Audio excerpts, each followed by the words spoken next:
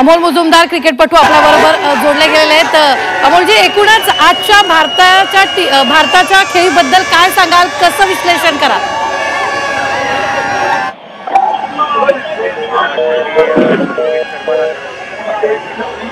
Handle केलाय, आणखीन ज्या पद्धतीने तो खेळलाय आज, खास करून एक कमालीची बारी होती।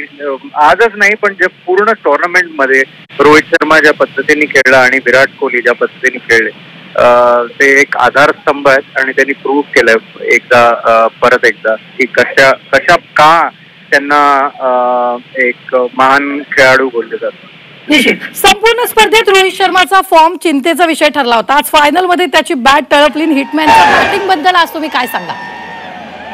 नाही, फॉर्म मी म्हणणार नाही की त्याचा खराब होता, पण एका विशिष्ट पद्धतीने त्यांनी एक जबाबदारी घेतली आहे भारतीय क्रिकेट टीम मध्ये की तो जाऊन तडाखेबंद फलंदाजी करेल सुरुवातीला, आणि तो जो स्टार्ट देत होता ना तो एक वेगळ्या पद्धतीने खेळायचा प्रयत्न करतोय। गेले मी बघतोय 12-18 महिने तो एका वेगळ्या पद्धतीने खेळतोय। गेल्या वर्ल्ड कप पासून 2023च्या वर्ल्ड कप पासून तो वेगळ्या पद्धतीने भारतीय क्रिकेटला एक वेगळी स्टार्ट मिळवून देतोय। तर त्याच्यामध्ये रिस्क भरपूर आहे आणि त्यामध्ये फेलियर्स पण भरपूर येणार, ते त्याच्यासाठी आपण प्रिपेअर्ड राहायला पाहिजे। पण ज्या पद्धतीने खेळला आज कमाल आहे। मोठे खेळाडू मोठ्या मॅचेस मध्ये कमाल करून दाखवतात, आणि एक उदाहरण निश्चितच अमोलजी, न्यूझीलंडनं यंदाच्या स्पर्धेत आपल्या कामगिरीची छाप पाडल्याचं आपणही पाहिलेलं आहे, पण फायनल मध्ये किवी कुठं कमी पडली काय वाटतंय? बघा, न्यूझीलंड नेहमीच ICC टुर्नामेंट मध्ये नेहमीच चांगलं करतात। मला माहिती नाही काय कुठचं पाणी पिऊन येतात ते, पण नेहमीच ICC इव्हेंट्सला ते जबरदस्त कामगिरी करून दाखवतात। तर असं वाटत होतं, एक थोडीशी धाकधूक होती मनामध्ये की कदाचित केन विल्यमसनची टुर्नामेंट होते की काय, पण भारतीय टीम एक स्ट्रॉंग टीम आहे आणि फलंदाजी त्यांचा एक स्ट्रॉंग पॉइंट आहे आणि तोच आज प्रूव्ह झाला। न्यूझीलंडची दाद करायला पाहिजे। पण निश्चितच आता अमर काणे आपल्या प्रतिनिधी आपल्या सोबत आहेत। अमोल मुजुमदार सर आपल्या बरोबर आहे।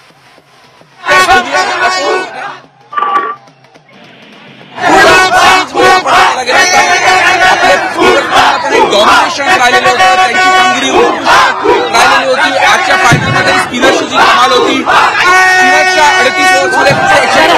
38 काही तांत्रिक कारणांमुळे अमरचा आपल्यापर्यंत आवाज पोहोचत नाही। अमोल सर आपल्या बरोबर आहेत। अमोल सर, एकूणच रोहित शर्मा आणि शुभमन गिलने केलेली शतकी पार्टनरशिप बद्दल तुम्ही काय सांगाल?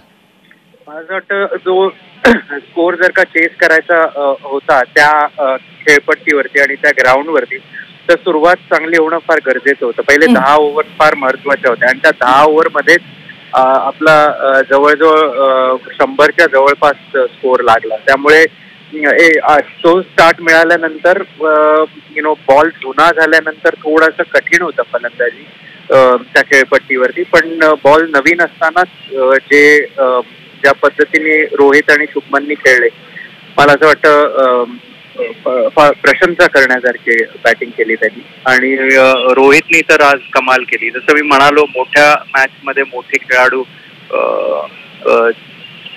उभरून येतात, तोच आज एक उदाहरण आहे। निश्चित अमोलजी, आपली स्पिनरची आजची कामगिरी मोलाची ठरलेली आहे सगळ्या एकूण खेळात। अख्ख्या टुर्नामेंट मध्ये मी म्हणेन, अख्ख्या टुर्नामेंट मध्ये रवींद्र जडेजानी गोलंदाजी करतो। कुलदीप यादव एक राईट आर्म चायनामन आहे, तो असे गोलंदाज मिळत नाहीत जगामध्ये, आणि रवींद्र जडेजाची कन्सिस्टन्सी, तो असे 3 वेगळे स्पिनर्स, वेरिड स्पिनर्स आपल्याकडे आहेत। त्यामुळे ते 30 ओव्हर जे त्यांनी कामगिरी केली वाखण्यासारखं आहे। वरुण चक्रवर्ती खास करून एकदम जबरदस्त गोलंदाज मिळालाय। आणखीन ही टीम मॅनेजमेंटची पण एक प्लस आहे की त्यांनी वरुण चक्रवर्तीला इन्सिस्ट केलं या चॅम्पियन्स ट्रॉफी मध्ये सिलेक्ट व्हायला। त्यामुळे गौतम गंभीरचं आपणही जेव्हा 252चं टार्गेट आपल्याला होतं, पण किवीला 230 पर्यंतच आपल्याला रोखता आलं असतं असं वाटतंय? नाही, पण एवढे तर तुम्हाला द्यायला पाहिजे 15-20 रन तुम्हाला बँकेत ठेवायला हवेत की जेव्हा तुम्ही फायनल खेळतात तेव्हा. आणि न्यूझीलंड काय साधी सुधी टीम नाही ना, तेही बॅटिंग करायला आले, तेही खेळायला आले आणि तेही करतीलच. शेवटच्या 5 ओव्हरमध्ये 50 धावा गेल्या जरूर, पण ते एक्सपेक्टेड आहे. त्यांच्या हातात विकेट्स पण होत्या, त्यामुळे एक्सपेक्टेड होतं 250 पर्यंत धावा होणं. मला तरी सुरुवातीला वाटलेलं की 250 झाला तर आपण चेंज करू. 270-75 झाला असता तर मग गोष्ट वेगळी झाली. मिडल ऑर्डर मध्ये पुन्हा एकदा श्रेयस अय्यर आणि अक्षर पटेलची खेळी एक्स फॅक्टर ठरली असं म्हणता येईल. श्रेयस अय्यर तर फारच चांगला. आणखी अक्षर पटेल जेव्हापासून आलाय गेले मला असं वाटतं राहुल द्रविडच्या कोचिंगच्या अंडर अक्षर पटेल भरून आला. त्याला व्यवस्थित चान्स दिला जातोय, त्याला एक ऑलराऊंडर म्हणून कन्सिडर केलं जातंय आणि त्याच्या ओव्हर आणि त्याची बॅटिंग याच्यावरती फार महत्व दिलं जातंय. त्याला एक ऑलराऊंडर म्हणून बघितलं जातं आणि त्याच्याकडे जो कॉन्फिडन्स आहे तो मला असं वाटतं त्या वेळेपासूनच त्याला आला.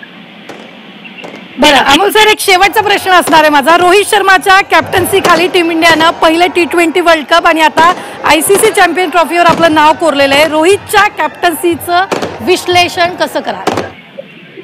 Rohit Sharma one of the best captains आहे. आपण नेहमी म्हणत असतो धोनी आहे, त्याबद्दल प्रश्नच नाही. आणि ICC टुर्नामेंट जो जिंकला तो रोहित शर्माचा आहे. 2011चा वर्ल्ड कप धोनीच्या कॅप्टन्सी अंडर आपण जिंकलो खरं, पण त्याच्यानंतर T20 वर्ल्ड कप जवळ किती म्हणाल 2024 मध्ये जिंकलो, म्हणजे 13 वर्षांनंतर आपण एक ICC टुर्नामेंट जिंकलो ते रोहित शर्माच्या कॅप्टन्सी अंडर. आणि आता आपण चॅम्पियन्स ट्रॉफी ही ICC टुर्नामेंट जिंकलो रोहितच्या कॅप्टन्सी अंडर. आणि विसरू नका 6 IPL चॅम्पियनशिप त्याच्याकडे आहेत, 5 त्याच्या कॅप्टन्सी अंडर आणि 1 त्यांनी डेक्कन चार्जर्स साठी जिंकले. त्यामुळे मोठे टुर्नामेंट जिंकण्याला रोहित पटाईत आहे. अगदी खूप खूप धन्यवाद. अमोल मुजुमदार माजी क्रिकेटपटू आपल्या बरोबर जोडले गेलेले होते.